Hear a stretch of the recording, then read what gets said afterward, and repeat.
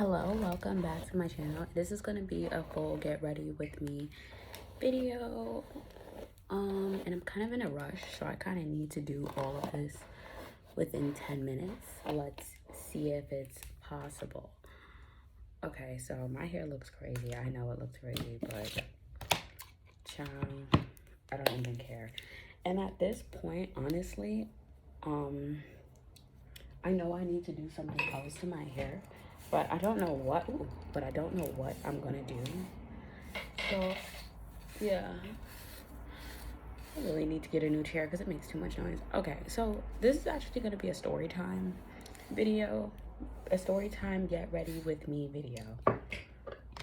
Okay, so basically we're going to be talking about the time that I worked for a company that starts with an S, the flagship company, and what I basically learned from this job.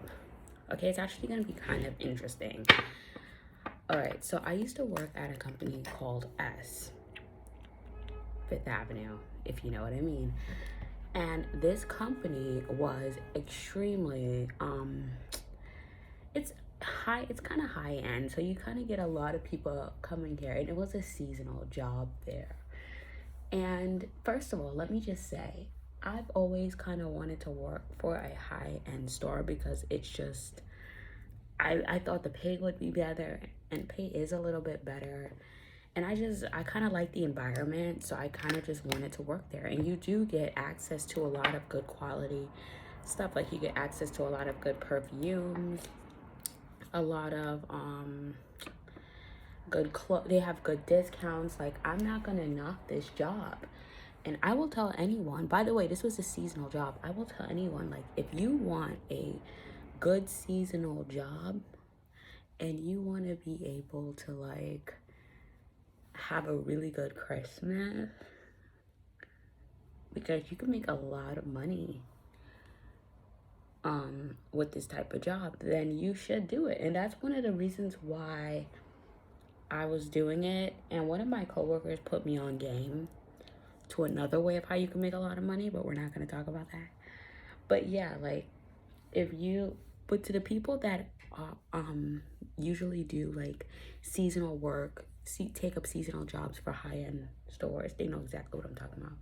Like, if you want some extra money, if you want to have a good Christmas, it's the best, because not only you have the discount, you can also make that discount stretch, if you know what I mean. So I used to work at Saks Fifth Avenue. Oh, whatever, I already said it. And it doesn't matter because I'm not going back there again anyway. And it was the one on Fifth Avenue, obviously. So the job itself wasn't a bad job. Like, all I did was check in clients. I'm sorry if this big mirror is in the way, but all I did was check in clients to get their items. Like, a lot of clients, they would buy their stuff in advance. Like, they would buy it and then they do a store pickup. So they bought it and they're just coming in the store to pick it up. I would check their information and pick it up. Here's the problem. There's absolutely nothing wrong with what I was doing. We also were supposed to be doing gift wrap as well. And when I tell you I was a hot mess at this job, this is something that I just recently started to recall as I'm like getting dressed.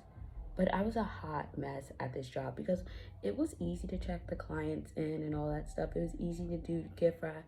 The problem was that a lot of the people that I worked with weren't very serious. What does that mean? They were showing up late. They weren't coming in on time. Sometimes they weren't even coming into their shift. Like, they weren't coming in. And I know that it's not all of their fault because we all did it to each other. We all just did not show up for our shifts or didn't come in. So it was something that I've done to people, and it's something that other people have done to me. And because we were seasonal workers, we're not tethered to the company. So it doesn't really matter if it's basically we have the power, because it's like, we're seasonal. We're solely here for gift wrap. We're solely here for helping the clients and doing their pickups and doing the card promotion thing. So literally we're not here. We're not going to be here past January, and nobody wants to be there except for one past January. So the problem comes in when a lot of people would not show up to their shifts. And like I said, I've done it to people, and other people have done it to me. Let me tell you, it becomes very stressful, very stressful, really fast. I had a manager. His name, we're gonna call him R. Well, no, we're not gonna call him R. We're gonna call him Jay. Jay was a phenomenal manager. He, even though he knew that we were seasonal or whatever, he still took the time to train us. He still took the time to help us. Whenever we called this man, he would come. He was one of, like, I have to say, the best managers we've ever had. And honestly, the whole store kind of relied on him, because he was just this really energetic guy, and he kind of just knew how to do everything. So whenever I would get backed up, I would call Jay, and Jay would come to the rescue. Like, Jay is just a great manager. Now, the issue I had with this job was the simple fact that a lot of the times people will call out. So a lot of the times you're literally multitasking. You're wrapping gifts for people. You're getting what they need from the back. Like, you're getting their pickups for them. You're also doing the discount promotion thing. So you ring up their receipts and you put it on a gift card for them. That honestly was the hardest part about the job, because I wasn't really trained. Jay trained me, but there were also many different ways to do it, and there are many different types of nuances to doing it. So him, like, just going over it with me, I wasn't able to pick up every single thing, especially the nuances. I picked it up over time, but it wasn't enough. So it kind of made things hectic, because sometimes, and I'll tell you this, like, we had a girl, and she was the admin. She was supposed to be the admin girl. She was supposed to do all the admin work, but some days she would not be here. She did know how to do everything, by the way. But some days she would just not be there. So who would get stuck doing her job? Me. Like, some days she would probably just, like, not show up or whatever, or just call out. I don't know, but she knew how to do everything, and I loved working with her. Like, she just knew how to do everything. Yeah. But that job really taught me that I don't know, like, I really don't want to be that stressed out ever again. Like, money is not worth it, because some days literally the girls would not show. I would be by myself, and there were times when they were by themselves, and we were all trying to just help out these customers who are ungrateful ass rich people, literally. Like, and I realized something about, like, the sales floor and sales workers. These sales workers only like you. They only like you as far as you can help them. And that's why I would probably never do that type of job again. People are fake. Like, the moment you're not able to do what they want or help them with something, they will not like you. Like, I had an incident with this lady, and this was literally, if you hear my hair frying, I don't care. My hair is semi-wet. And I had an incident with this lady, and this lady knew that it was my first day doing the gift cards, right? She knew it was my first day doing the gift cards. She was so angry at me because I didn't know how to help her with her particular situation. And her client was waiting. Like, her client was a very wealthy man, and he was just patiently waiting.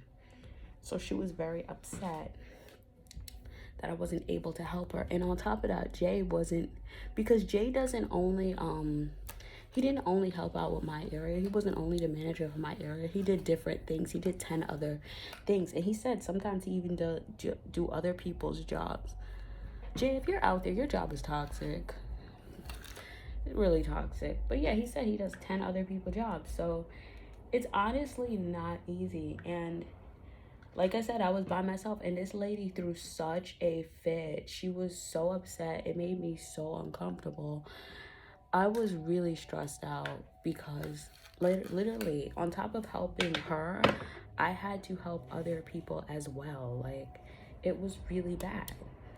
And so She came, no, honestly, she came back the next day and apologized to me for being so rude, for storming off, like, because I couldn't help her with her client's gift card, because I literally was new, and he was waiting, and I just told her to go find somebody on the first floor, because they have another gift card desk on the first floor. Go ask one of them to help you. She stormed off. She was so rude. But like the next day she apologized, because the manager told her, he was like, you know, like, this her first time doing this.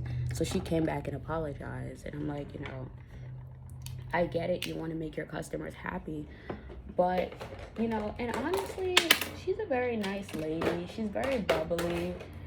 But that interaction right there taught me that people will only like you so far, as far as you can help them. Like, if you're not helping them with something, I'm talking about in this corporate retail setting. Well, not, I wasn't in corporate retail, but I'm talking about in this high-end retail setting. People will only like you as far as you can help them. And that's what I've learned from that job. Like, seriously, I will probably never do that job again. Even though it's not a horrible job, I just wouldn't do it again, because I don't want to be stressed out the way I was, you know, because of the lack of management. And literally there were days where my managers just did not show up. Not B, on the other hand. B did his job. B was doing not B. Jay was doing 1,000 different things. He was doing his job, but there are times where managers did not show up. Okay, we're gonna do a part 2, because I have to stay within the 10-minute or 11-minute, well, 10-minute or 15-minute mark.